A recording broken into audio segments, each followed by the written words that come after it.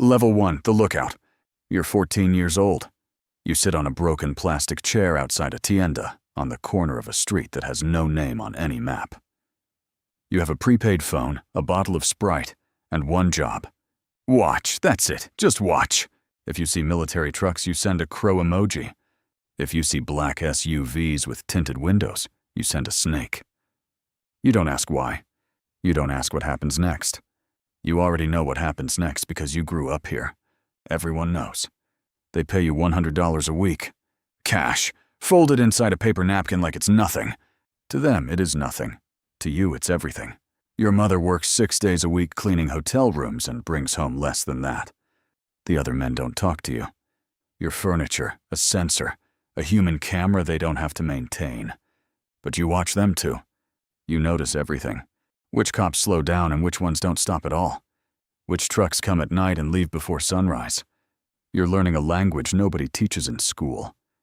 Then one morning a convoy rolls through and your mind goes blank for 30 seconds. Just 30. You forget to send anything. Your phone lights up immediately. Where were you? Are you sleeping? A man appears beside you so quietly you never heard him coming. He crouches down to your level. Looks at you like you're already gone. Next time, we leave you in the dirt. He stands up and walks away. You don't forget again, not ever. Level 2, the transporter. You're 18. A man finds you at a gas station where you work the night shift. You know how to drive? Of course you do. Good. Tomorrow morning, 6 a.m., warehouse on the south side. Don't be late. You show up. There's a white semi-truck parked in the shadows. The back is loaded with watermelons, hundreds of them. Stacked floor to ceiling, perfectly normal. Underneath the floor, welded into the chassis, sealed inside steel compartments, 450 kilograms of methamphetamine. Your route is Sinaloa to Tijuana, 8 hours on open road. If they stop you, you're looking at 20 years minimum. If you make it, $3,000 cash. You drive. Every pair of headlights in your mirror makes your chest tighten. Every checkpoint makes your hands sweat through the steering wheel. But you make it. You park. Men you've never seen unload the truck without a single word to you. One of them hands you an envelope without making eye contact. You've never held this much money at one time in your life. You do it again the next week, and the week after that. You start to feel something dangerous. You start to feel comfortable. That's exactly when people get caught. Your cousin gets arrested at a checkpoint 3 months later. He's 20 years old. He gets 15 years in Altiplano. The cartel doesn't send lawyers. They don't send anything. They just find another driver before the week is out. Level 3, the collector. 2 years with no arrests, no accidents, no mistakes. They notice. They give you a pistol and a printed list of addresses. Now you collect. Every business in the plaza pays a monthly tax. It's not negotiable, and it's not a request. A taco stand pays $500. A pharmacy pays $2,000. A nightclub pays $10,000. You go door to door, you knock. Most people hand you an envelope without a word because they understand how this works. They've understood for years. But there's always someone who thinks they're the exception. A restaurant owner tells you business has been slow. He'll have it next month. You nod, you leave. You come back that night with 2 other guys. You don't bring the money up. You don't bring anything up. You just make sure he understands what slow business actually looks like. By the next month, he pays double without you asking. You're making $1,500 a week. You buy a used BMW Silver. You buy your mother a new refrigerator, new furniture, a gas stove that actually works. She hugs you for a long time. She doesn't ask where the money comes from. Some part of her doesn't want to know. But now you're visible. Rival crews know your face. The government is building files on collectors like you. Every door you knock on is a door someone else might be watching from the other side.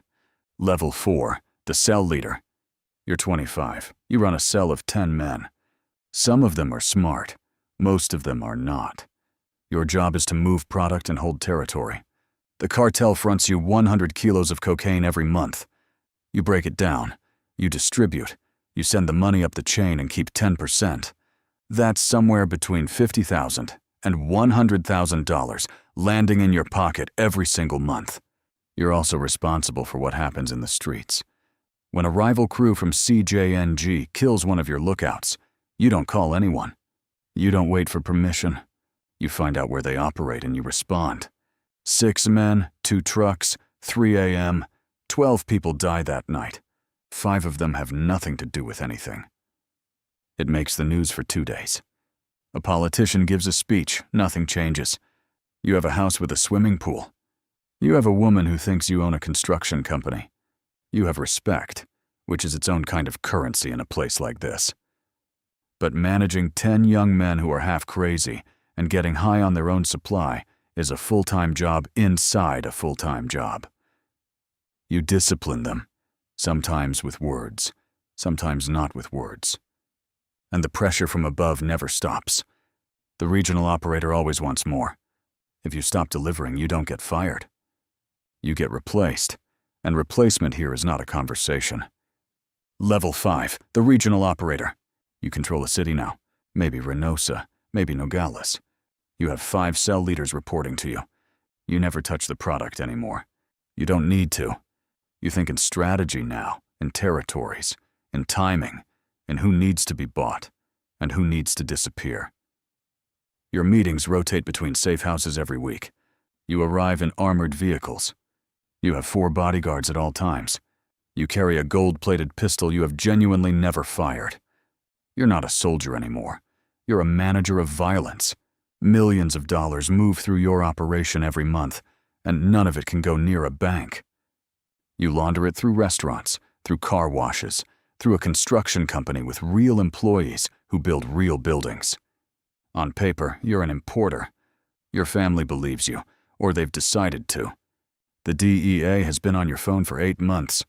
Your lawyer tells you this quietly over coffee. You switch to face-to-face meetings only.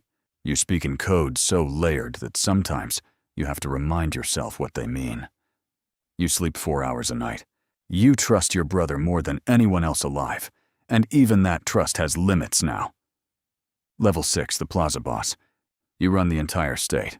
Every shipment, every murder, every bribe moves because you said so. 500 men answer to you. Your operation generates $20 million a month for the organization. And almost no one outside of it knows your name. You live in a compound in the mountains. Walls 6 meters high, armed guards in rotation, dogs trained to kill. You haven't been to a public place in 3 years. Your work now is politics. You sit across from governors, from generals, from men with titles, and clean suits, and families who go to church on Sundays. You don't threaten them. That's not how it works at this level. You make them an offer, a suitcase, a percentage, a future. Most of them take it within minutes. The ones who don't take it find their private lives suddenly becoming very public. And the ones who still refuse after that simply stop being a problem. You're making $1 million a month personally. The number stopped meaning anything a long time ago. What it can't buy is the ability to walk into your daughter's quinceañera without a team of armed men scanning the room. What it can't buy is standing at your mother's grave without a sniper risk assessment. You have everything. You are trapped inside everything. 2 of your own men were executed last month on your order, based on suspicion alone. No confirmation, just suspicion. You made the call in under a minute. You slept fine that night. That's how you know how far you've come from that plastic chair outside the tienda. Level 7, the cartel leader. You built this, or you inherited it soaked in blood and kept building. Either way, you're at the top of an organization that moves 100 tons of cocaine annually, with cells operating in 15 countries, and politicians in 6 states who answer your calls before they answer their presidents. You're worth $3 billion. You've had plastic surgery twice. Your own children sometimes don't recognize you at first glance. The United States government has a $10 million bounty on you by name. Mexican Special Forces have a dedicated unit that does nothing but hunt you. You move safe houses every 72 hours. Every message you send is encrypted and destroyed after it's read. You meet with leaders of other cartels in rooms that don't exist on any record. You divide territory the way other men divide business markets. Sinaloa and Sonora for you. Tamaulipas and Veracruz for them. Everyone earns, everyone stays alive, for a while. It never holds. Someone always gets greedy. War breaks out, and towns turn into something that doesn't have a clean word for it. And you can't walk away. You know too much. You've seen too much. The moment you try to leave, the men closest to you become the greatest threat to your life. You are the most powerful criminal in the Western Hemisphere. You are also the most hunted human being on this planet. Those two things are the same thing. Level 8, Supermax. They got you. Maybe it was a raid. Maybe someone you trusted for 20 years made a phone call. Either way, you're in a cell at ADX Florence, Colorado. 23 hours a day in isolation. Concrete on every side, steel door, no window.